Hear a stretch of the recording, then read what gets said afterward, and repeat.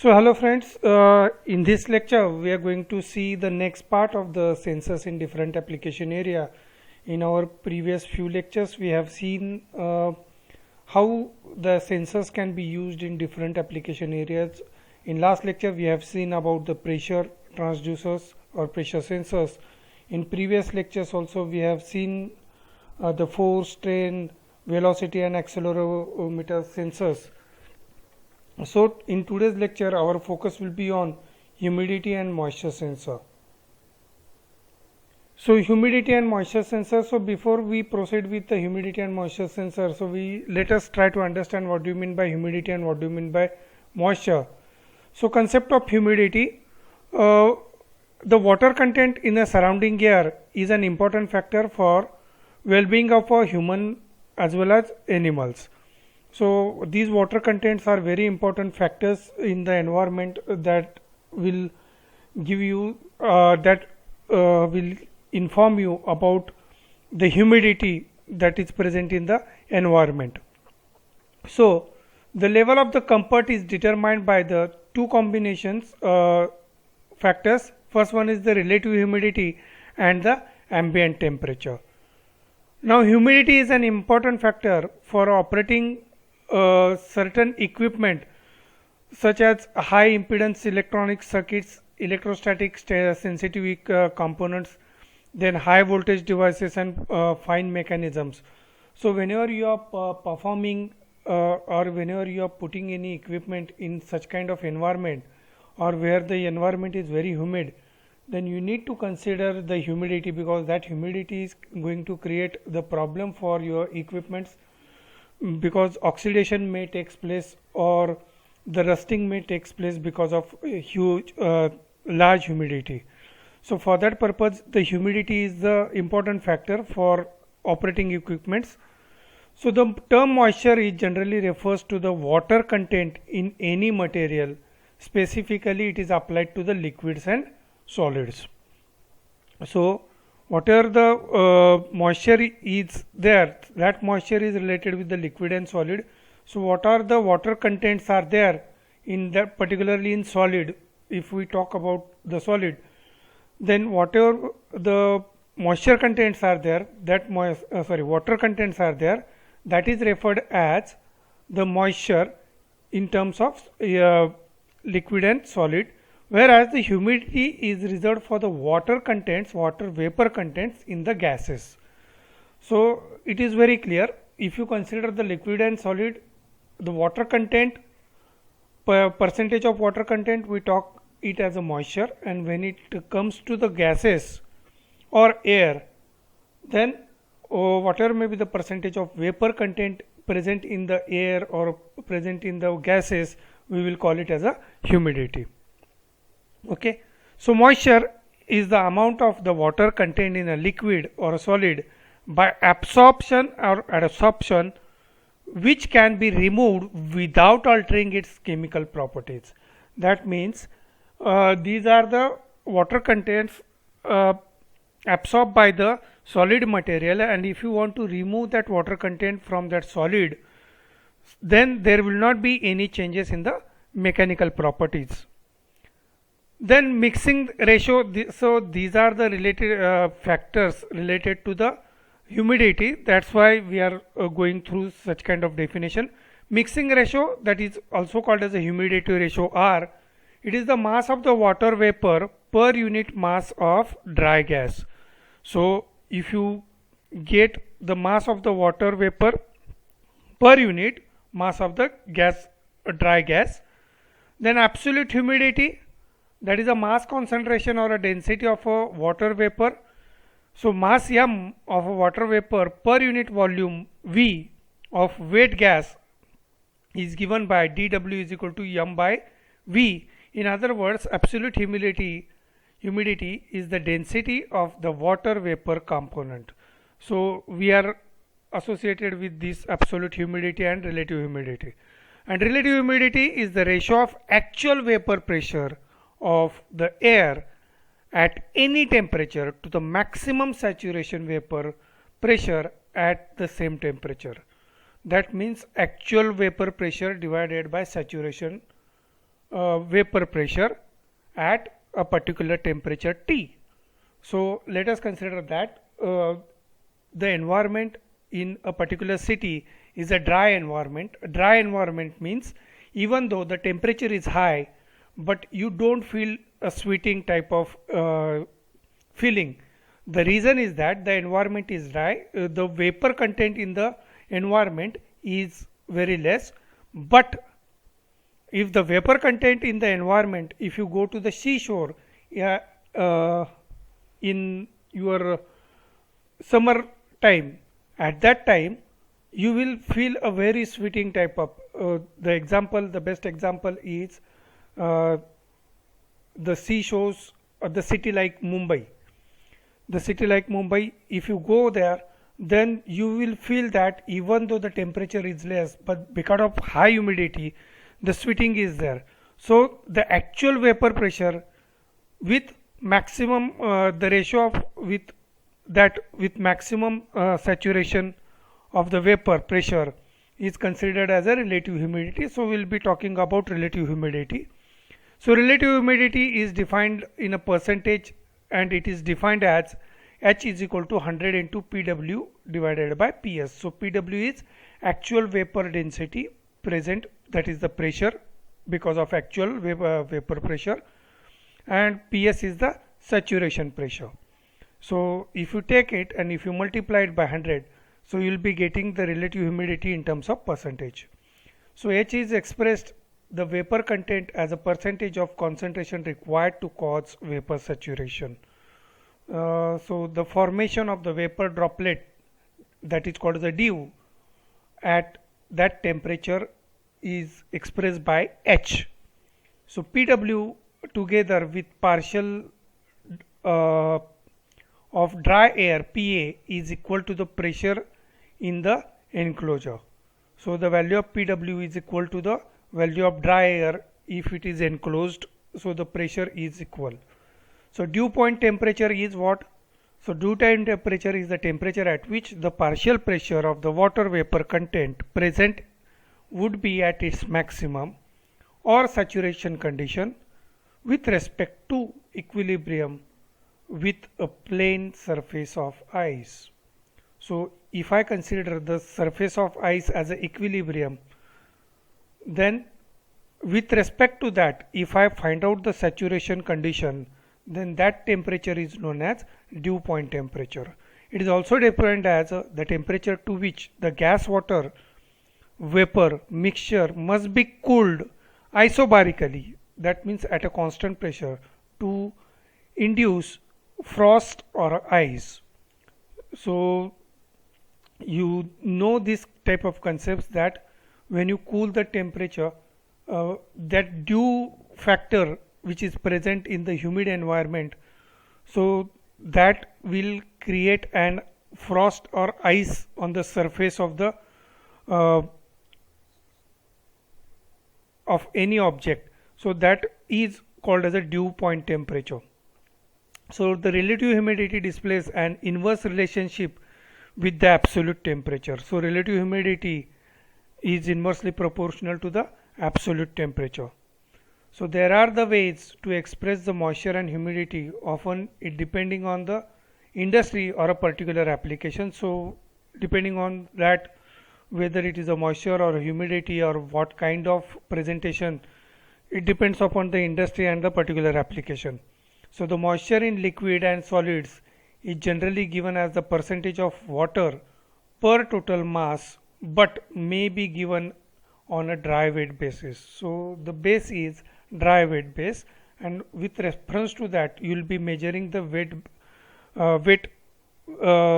weight type of basis, and that will give you the moisture content. So moisture in a liquid with low water miscibility is usually expressed as a parts per million. So that is called as a ppm by weight. So you will be calculating the moisture in terms of ppm also.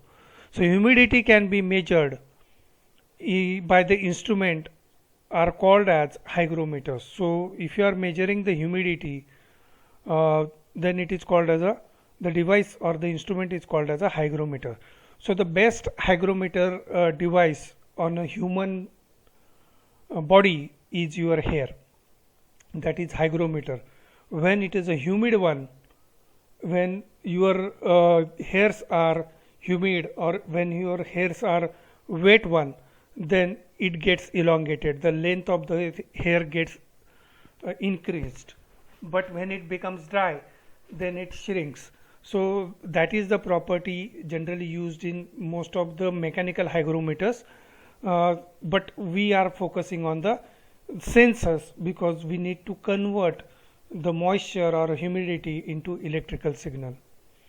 So to detect the moisture content, a sensor in a hygrometer must be selective to the water. That means it should absorb the water droplets that are present in the environment or the material you are testing, and its internal property should be modulated by water concentration.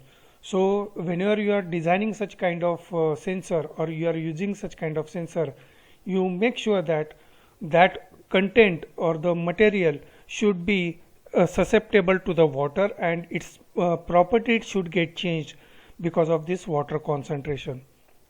So the sensor for the moisture, humidity or a dew temperature can be capacitive, conductive, oscillating or optical type of sensors. So we'll be seeing such kind of principles that can be used for developing moisture, humidity or dew temperature type of sensors. So first sensor is the capacitive sensor. So capacitive sensor, air-filled capacitor may serve as a relatively humid sensor because the moisture in the atmosphere changes the air electrical permittivity according to the following equation. So you know that whenever the air humidity is more, it is going to change the electrical permittivity, and if the permittivity is changing, obviously the capacitance is going to change. So now here the distance will not be, so we know that capacitor is the function of area, distance and the dielectric constant, or we will call it as electrical permittivity.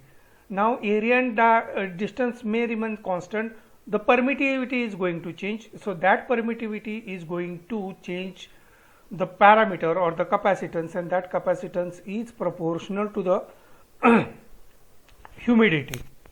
So this is what the equation given, K is equal to 1 plus 211 divided by T, P plus 140 PS divided by T into H into 10 raised to minus 6. This is what the equation which decides the permittivity of the air for the capacitor.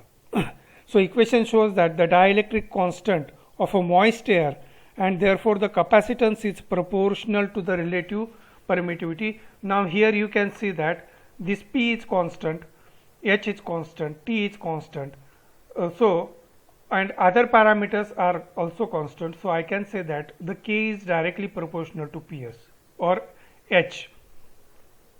Okay. So instead of air, the space between the capacitor plates can be filled with the appropriate isolator whose dielectric constant changes significantly with the humidity. So if instead of air, if I use any dielectric material which is sensitive to humid environment, then in that case also your permittivity will change, and that will cause to change the capacitance. So the capacitive sensor may be formed of hygroscopic polymer film with a metallized electrode deposited on a opposite side. So the hygroscopic polymer is the device which is sensitive to the humid environment. So if I use such film between the two plates of then it will form a capacitor. So the design of a dielectric was composed of a hygrophilic polymer thin film whose thickness is of 8 to 12 micrometer, made up of cellulose acetate, butyrate and dimethyl fatylate as a plasticizer. So actually these are the chemical words. So instead of that, you simply keep in mind it is a hygrophilic polymer. It is a hygrophilic polymer. Instead of going for its chemical name, you please keep in mind we are using a hygrophilic polymer as a dielectric material between the plates. Now here is the concept. You can see that when H2O means, let us consider that it is a droplet that are present in the dielectric material. So you can see that here it is a dielectric material. That dielectric material will absorb these droplets, water contents available in the environment, and it is going to change the density of this one, and that will change the permittivity. So these two electrodes will act as the plates, and this is the capacitor, the silicon wafer, and you can see that the relative humidity, if it is going to increase, then capacitance is also increasing. See, when all comes, it is linearly increasing. So this is how the capacitive sensor works. So the size of the film is generally 12 by 12 mm, and the 8 mm diameter of the gold porous disc electrode, which is 200 Armstrong thick, were deposited on the polymer by vacuum deposition. Now why this is porous? Because you want to absorb it, that's why it is kept as a porous. Then the film is suspended by the holder and the electrodes were connected to the terminals. So the capacitance of such sensor is approximately proportional to the relative humidity H. So CH is equal to C0 into 1 plus alpha H into H. So C0 is when the environment is not humid, that is the initial capacitor. So 1 plus alpha H into H. So you can see that the relative capacitance is going to increase with the relative humidity. So you will be requiring C to V converter, which will be used for measuring the relative humidity, because the capacitance is changing and you need to convert this change in capacitance to the voltage, relative voltage, and that voltage will be proportional to the relative humidity. So the circuit effectively performs the two functions. It makes the capacitance to voltage conversion and subtracts the offset capacitance to produce the output voltage with a zero intercept.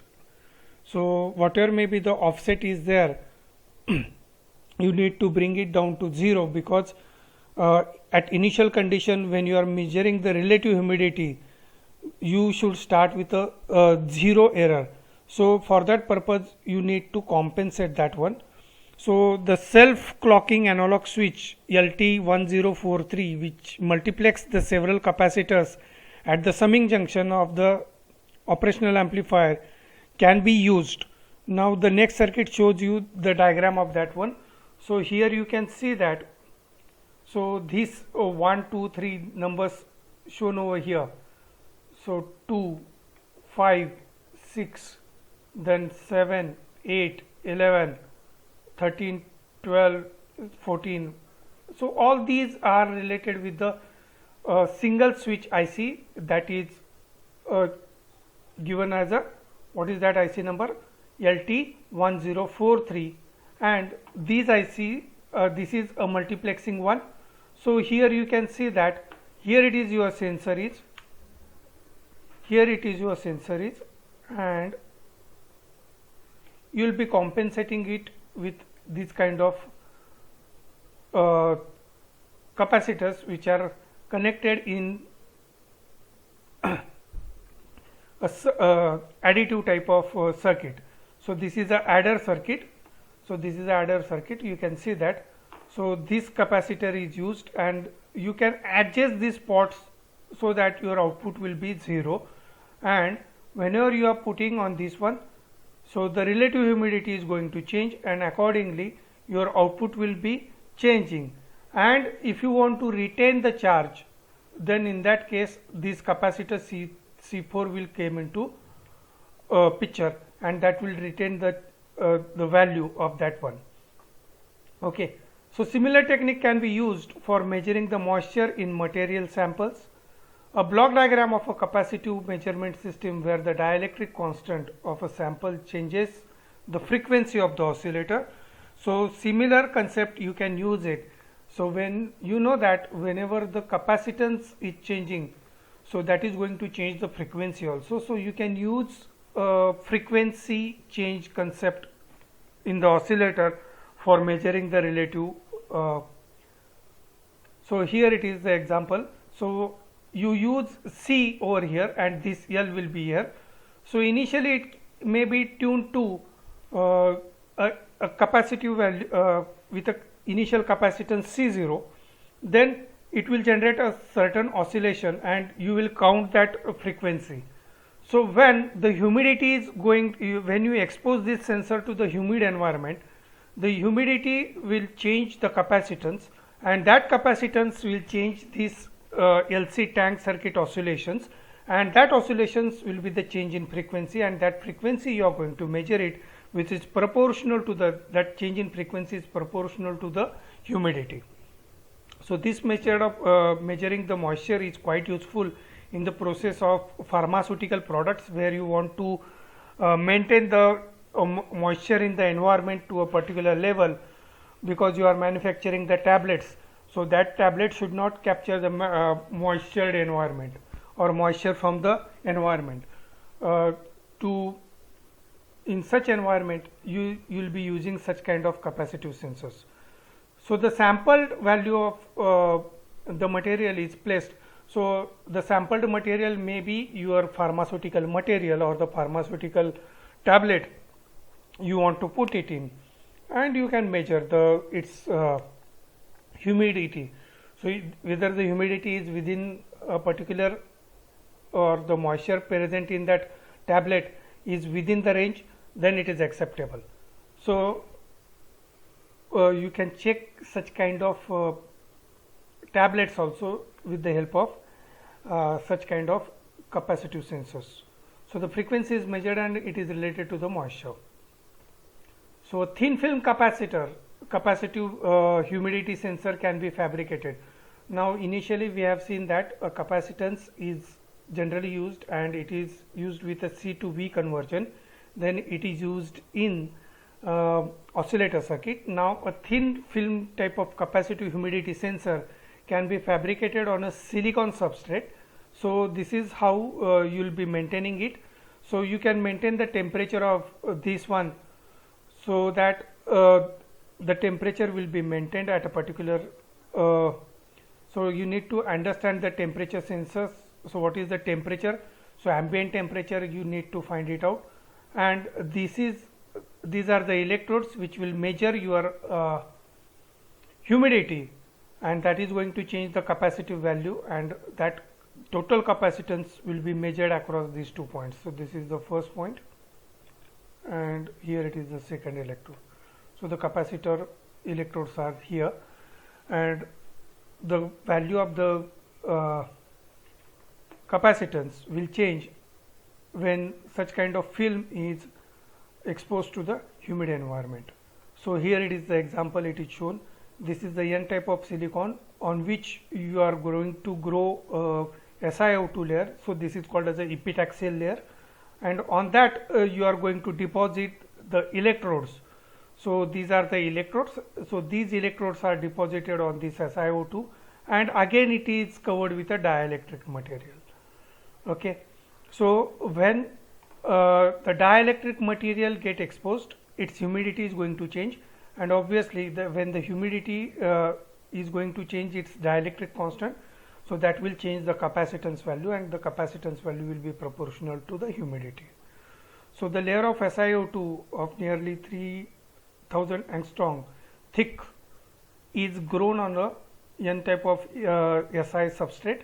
The two metal electrodes are deposited on SiO2 layer made up of aluminum, chromium or phosphorus doped polysilicon, and the thickness of it's in the range of 2000 to 5000 angstrom. to provide the additional temperature compensations. So if you want to provide the temperature compensation, then the two temperature sensitive resistors are formed. Then the top of the sensor is coated with the dielectric material. So this is how it is manufactured. You can see that this is a sensitive film, it is sensing.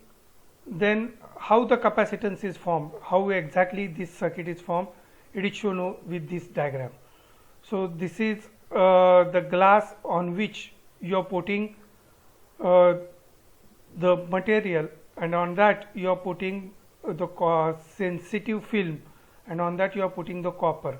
Now this sensitive the photoresist which is placed on that one, that is etched in this portion, and this each portion is exposed to the impurities.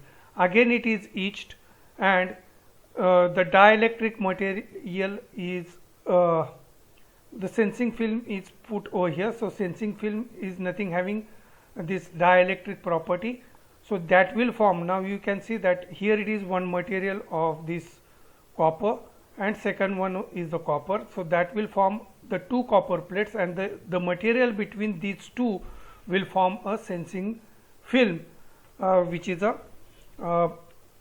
hygropoly type of film. So this film is sensitive to the humid environment, and this is how you are going to manufacture the capacitive sensor. So the simplified equivalent circuit of this one is shown over.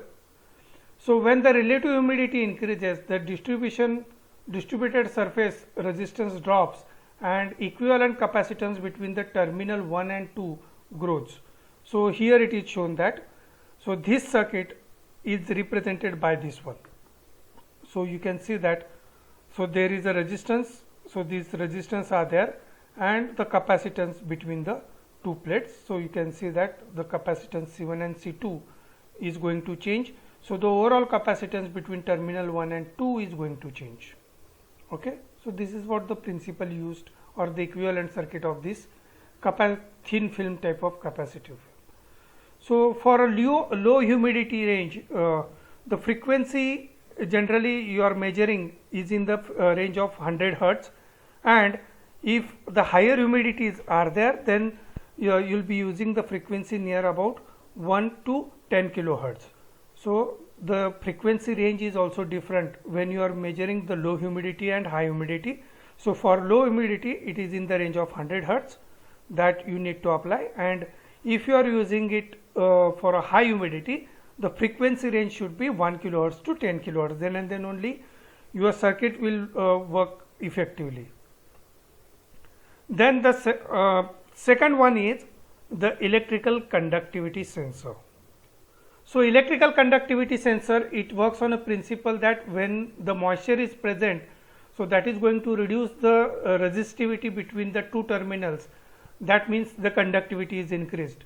So the resistance of the many non-metal conductors generally depends upon the water content. So if the water content is more, resistance is less. If the water content is less, resistance is more. So this phenomena is the base for the resistive humidity sensor, or it is also called as a hygrostat. It is also called as a hygrostat. Then hygrostat is the sensor that contains a material of a relative low resistivity which changes significantly under the varying humidity conditions. So the best example of this humidity sensor is the soil sensor. So if you want to measure the moisture present in the soil, then in that case this electrical conductivity sensors you are putting it, and that will show you a certain resistance value, and if your that indicator will indicate, mostly it is analog type of devices. So if that analog will show the any displacement in the that pointer, then we will say that the moisture is present in the soil. If it does not show any change, then we'll say that it is a dry soil. So if the material is deposited on the top of the two interdigitized electrodes to provide a large contact area, so how you are going to manufacture such kind of low resistivity? So a material is deposited on the top of the two interdigitized electrode to provide a large contact area. When a water molecules are absorbed by the upper layer, the resistivity between the electrode changes and it can be measured by the electronic circuit.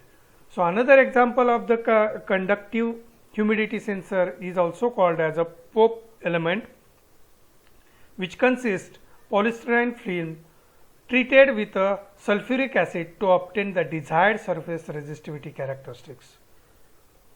So other promising material for fabrication of such kind of films in a conductivity sensor are solid polyelectrolytes, because their electrical conductivity varies with the humidity, because we are supposed to measure the humidity.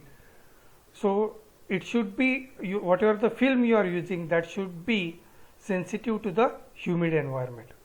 So when it is measured with a 1 kilohertz, an experimental sample of such film has demonstrated the change in the impedance from 10 mega ohm to 100 ohm.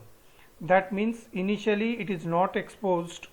So you are applying the 1 kilohertz and you are not expose this to humid environment, and when you the relative humidity is 0%, it will show you the resistance of 10 mega ohm, and when the relative humidity is 90%, the resistance is decreased to 100 ohm. So this is how your hygroscopic conductive layer is deposited on a substrate, and how it is the cross sectional area, and its top view will be you can see that the top view will be on a substrate. You will be getting the two terminals and these electrodes are there. So these are the electrodes, and this is the hygroscopic conductive material which is put and which is very sensitive to the humid environment. And when the humidity is going to change, obviously the electrode is changing its resistance, and the resistance between the terminal 1 and the terminal 2 is going to change. So this is what the principle used in electrical conductivity sensor. So a solid humidity sensor can be fabricated on a silicon substrate. The silicon must be of a high conductance, which provides the electrical path from aluminum electrode vacuum deposited on its surface. So that is vacuumly deposited with the help of impurity doping type of technology. Then oxide layer is formed on the top of the conductive film aluminum layer, and the top of the other electrodes which is made up of gold is formed, and the upper electrode is made up of the form of porous gold, which is permeable to the gas and at the same time can provide the electrical contact. So the upper material which is put on that surface is a porous type of gold, so that will provide you the permeable to the gas. That means the gas is allowed to pass through that porous material and it will be in touch with the electrodes, and that will provide you the electrical contact also. So this is how you are manufacturing it. Its cross sectional area, this is the SI, will provide you one terminal, then SiO2 layer is formed on that one, then you etch it and you form one layer of AU with that one, then Al2O3, that is aluminum oxide layer, you are going to form on that one, and on that also you are going to put a porous gold, and that porous gold is taken as another terminal. So this is how the electrical conductivity sensor is formed. So this Al2O3, that is aluminum oxide, is readily absorb the water in a contact with the gas mixture containing the water vapor in vapor phase. Then the moister, the amount of absorption is proportional to the water vapor partial pressure and inversely proportional to the absolute temperature. So this aluminum oxide is a dielectric material, and its electric constant and surface resistivity are modified by the Fizi absorption of water. Then the electrical equivalent circuit of the sensor is shown here. So you can see that there is a three combination of R1C1, R2C2 and R3C3 is there. So the top electrode will provide you the combination of R1C1 and R2C2, and the bottom electrode, that is silicon, will provide you the R3C3 type of electrode. So R1C1 will depends upon obviously aluminum oxide and the pore size and its density.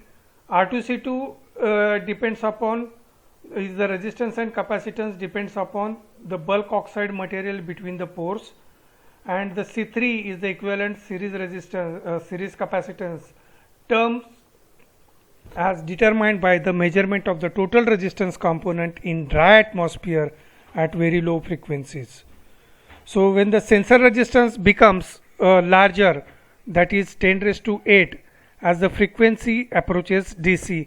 So when the frequency is 1 kilohertz, you can work on with that one. But when the frequency is reduced to DC, the resistance is very high, very high. It is in terms of mega ohm. So the measurement of humidity involves the measurement of sensor impedance. So here it is the example of that one. So you can see that this is the pot. In that pot you have put the sensitive material, and when you put a droplet on that one, the resistance will decrease. Okay, so now this is a dry one. Now the droplets are there. So their droplets, you can see that here the resistance value is decreasing. So this is the best example I can give you about the electrical conductivity sensor. Now next one is the thermal conductivity sensor.